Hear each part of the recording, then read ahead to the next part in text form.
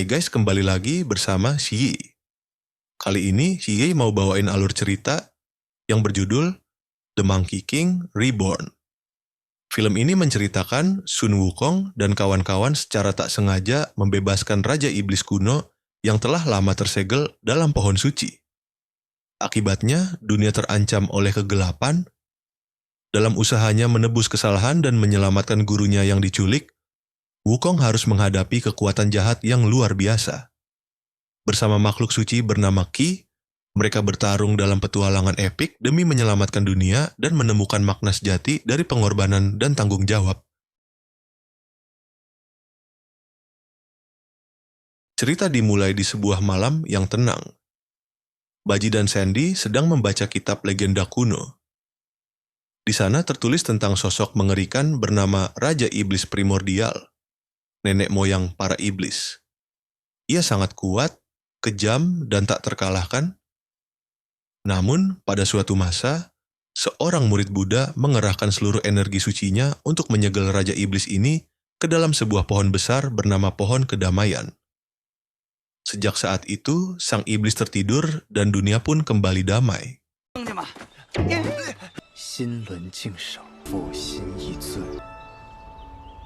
Tiba-tiba, Sun Wukong datang membawa minuman untuk gurunya, Biksu Tong. Setelah istirahat sejenak, mereka pun melanjutkan perjalanan suci mereka ke arah barat. Dalam misi agung mencari kitab suci,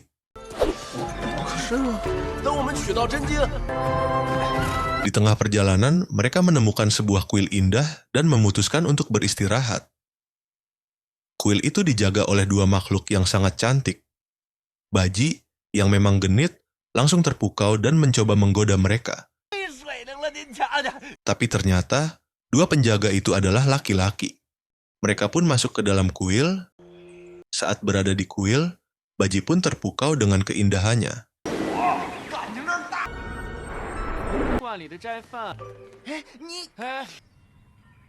Nah, di sini diperlihatkan nih, dua penjaga tadi yang ingin menuju suatu tempat, Wukong dan Baji, pun penasaran. Diam-diam mereka mengintai para penjaga. Mereka pun menyamar menjadi serangga agar tak ketahuan.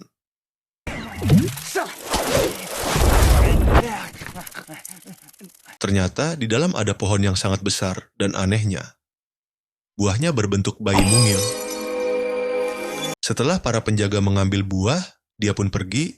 Wukong dan kawan-kawan kembali ke wujud asli.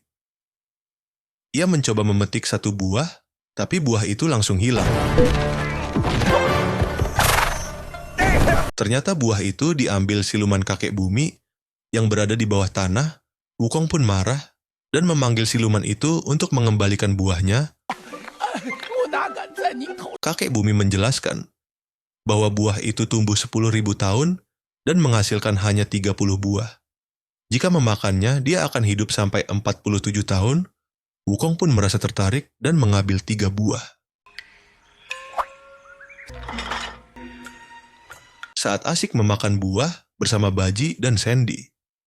Tak lama, mereka ketahuan oleh penjaga kuil dan langsung dihukum.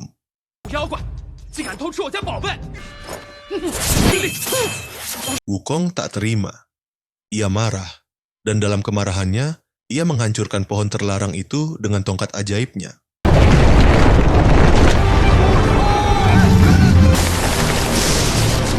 Tiba-tiba, Dewa Langit pun muncul. Ia sangat murka karena pohon suci itu dihancurkan.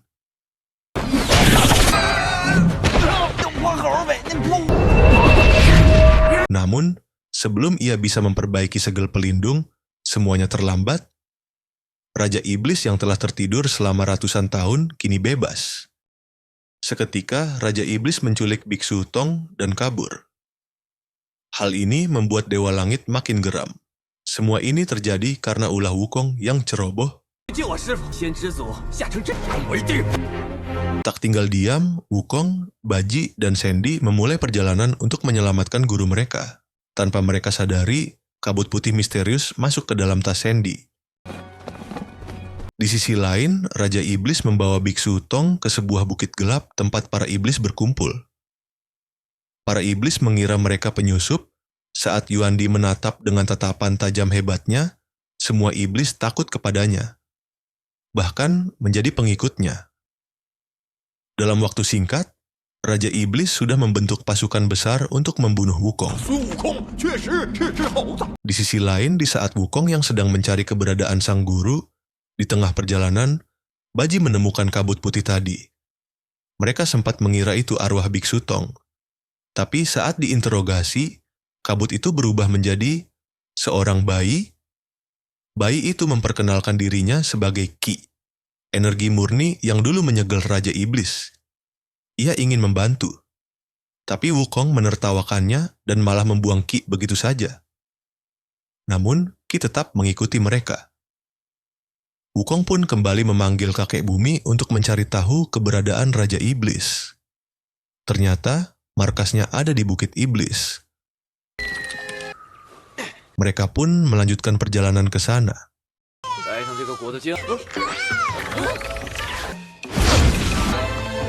Saat tiba di sebuah desa, mereka mencium aroma lezat dan melihat banyak buah. Qi pun memakan semua buah dengan lahap. Tiba-tiba, awan hitam menyelimuti desa. Ternyata, itu pertanda pasukan Raja Iblis datang. Semua warga kerasukan dan mulai menyerang Wukong. Tak tinggal diam, Wukong pun naik ke atas menara dan membelah menara itu menjadi 2 bagian. Dan awan hitam pun mulai hilang, dan semua warga mulai tersadar kembali. Qi juga membantu menyucikan para warga. Sementara itu, Raja Iblis yang mendengar kegagalan pasukannya langsung murka. Ia menghukum pemimpin pasukan itu dengan cara mengerikan, ditelan hidup-hidup. Lalu Raja Iblis mengirim asap hitam untuk mengikuti kemanapun Wukong dan teman-temannya pergi. Qin pun berpindah kepada Wukong dan teman-temannya. Mereka sampai di tempat kuil kuno dan memutuskan untuk beristirahat di situ. Tiba-tiba asap hitam yang dikirim Raja Iblis datang dan mulai merasuki patung yang ada di situ. Patung itu pun langsung menyerang Wukong dan ingin mengambil Qi.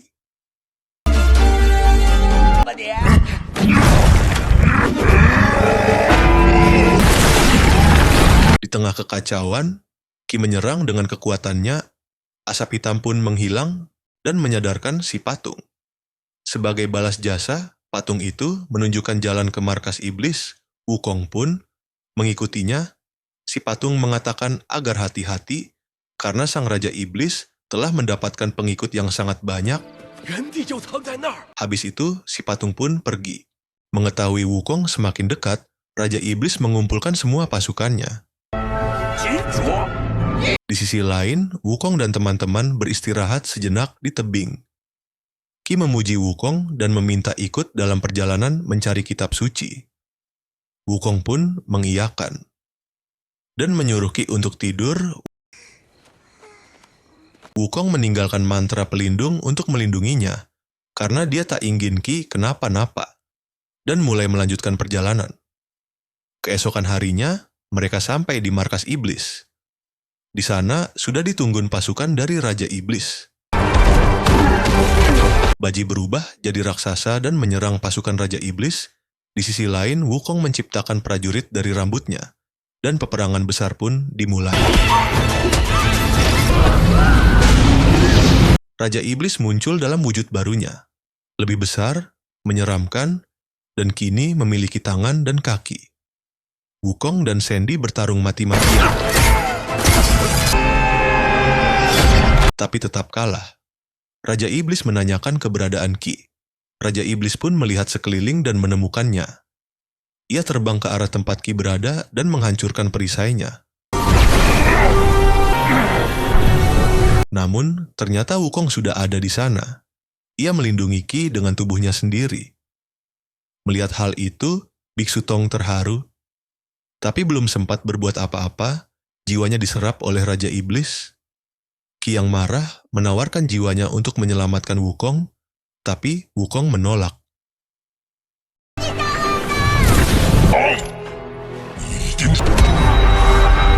Dengan amarah membara, Qi bangkit dan menyerang Raja Iblis.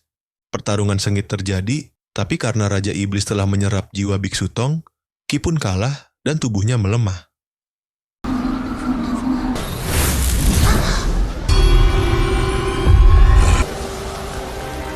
Dalam keputusasaan, Qi memberikan jiwanya pada Wukong. Seketika, Wukong bangkit dengan kekuatan penuh. Tubuhnya berubah merah, matanya menyala, dan tongkat ajaibnya membesar menjadi merah membara. Dengan kekuatan barunya, Wukong menghajar Raja Iblis habis-habisan. Tak ada ampun.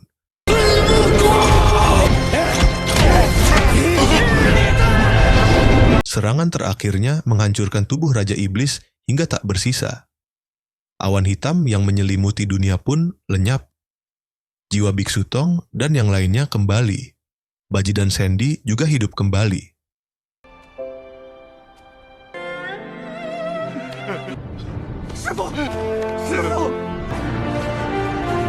Perjalanan pun kembali dilanjutkan. Di akhir cerita, Qi yang telah berkorban dihidupkan kembali oleh peri kehidupan. Ia muncul dari tanah dan menjelma menjadi pohon apel besar, sebuah simbol baru kedamaian dunia.